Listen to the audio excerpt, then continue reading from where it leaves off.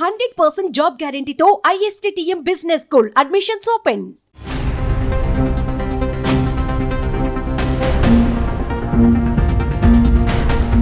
Metro Visakha వాసులు ఎప్పటి నుంచో ఎదురు చూస్తున్న ప్రాజెక్ట్. విశాఖలో లైట్ మెట్రో ప్రాజెక్ట్ DPRకు గతంలోనే ఆమోదం లభించినా ఇంతవరకు పట్టాలెక్కలేదు. అయితే ఏపీలో కూటమి ప్రభుత్వం అధికారం చేపట్టాక విశాఖ వాసులకు శుభవార్త అందింది. విశాఖ మెట్రో ప్రాజెక్టుపై కీలక నిర్ణయం తీసుకుంది. ఇంతకీ విశాఖలో మెట్రో ఎప్పటి నుంచి అందుబాటులోకి రానుంది?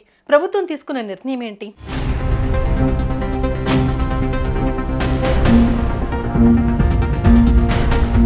ఆంధ్రప్రదేశ్లో చంద్రబాబు ప్రభుత్వం ప్రజా రవాణాపై ప్రత్యేకంగా దృష్టి పెట్టింది. విశాఖ నగరాన్ని మరింత అభివృద్ధి చేసేందుకు నడుం బిగించింది. ఈ క్రమంలోనే విశాఖ పర్యటనలో మెట్రో రైలు ప్రాజెక్టుకు సంబంధించి గతంలో నిర్ణయించిన డిజైన్లకు అధికారులు కొన్ని మార్పులు చేయనున్నారు.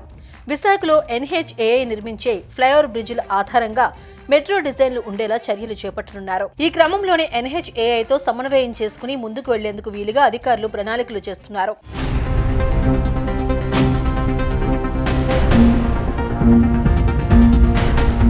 విశాఖ నగరంలో ప్రజా రవాణా సౌకర్యాన్ని మరింత మెరుగుపరిచేందుకు మెట్రో రైల్ ప్రాజెక్టుకు ప్రభుత్వం చర్యలు తీసుకోనున్నట్లు సమాచారం. విశాఖ మెట్రో రైలు ప్రాజెక్టుకు సంబంధించి ఇటీవల ఉత్తరాంధ్రలో సీఎం చంద్రబాబు పర్యటన అనంతరం కదలికొచ్చింది. మెట్రో రైలుకు సంబంధించి సమగ్ర ప్రాజెక్టు నివేదిక DPRలోనూ కొన్ని మార్పులు చేసే అవకాశం ఉన్నట్లు అధికార వర్గాలు తెలిపాయి. ఉత్తరాంధ్ర ప్రాంతంలో ఉన్న ప్రాజెక్టులపై సమీక్ష నిర్వహించిన సీఎం చంద్రబాబు మెట్రో పనుల్ని ముందుకు తీసుకెళ్లాలన్న తన ఆలోచనలను ఏపీ మెట్రో రైల్ కార్పొరేషన్ MDకి తెలిపారట.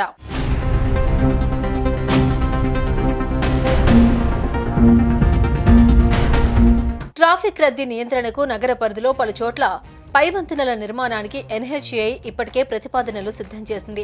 వాటిని నిర్మించాక మెట్రో కోసం మళ్లీ వంతెనలు నిర్మిస్తే ఇబ్బందులు తలెత్తవచ్చన్న అభిప్రాయాన్ని వ్యక్తం చేశారు.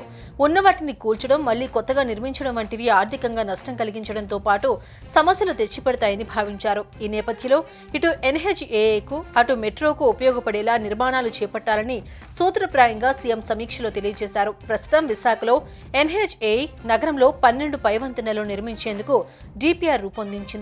ఆయా చోట్ల స్తంభాల చుట్టుకొలత పెంచడం, అదనంగా నిర్మించడం, వంతెనల పొడవు, వెడల్పుల్లోనూ కొన్ని మార్పులు చేయనున్నారు. త్వరలో వాటిపై స్పష్టత రానుంది.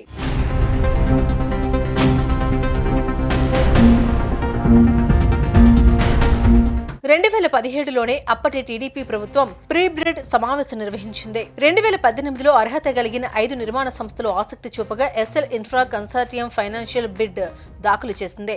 ప్రాజెక్టు పట్టాలెక్కే సమయంలో ఎన్నికలు రావడం, తర్వాత పరిణామాలతో మొత్తం ప్రక్రియ ఆగిపోయింది. తర్వాత 2019లో అధికారంలోకి వచ్చిన వైసీపీ ప్రభుత్వం అంతకు ముందు పిలిచిన టెండర్లతో పాటు DPRను రద్దు చేసి మళ్లీ కొత్తగా మొదలుపెట్టారు. తెలుగుదేశం ప్రభుత్వంలో 46 కిలోమీటర్లతో మొదటి దశ మెట్రో రైలు ప్రాజెక్టు పూర్తి చేయాలని నిర్ణయించగా తర్వాత వైసీపీ సర్కార్ దాన్ని అనకాపల్లి నుంచి భోగాపురం వరకు 140.13 కిలోమీటర్లకు పెంచింది.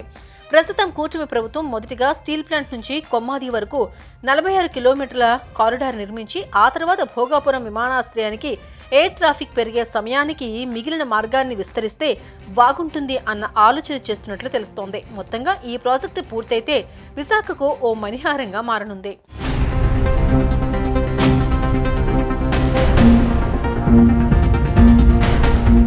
సుమన్ టీవీలో మీ పర్సనల్ అండ్ బిజినెస్ ప్రమోషన్స్ కోసం కింది నెంబర్కి కాంటాక్ట్ చేయండి.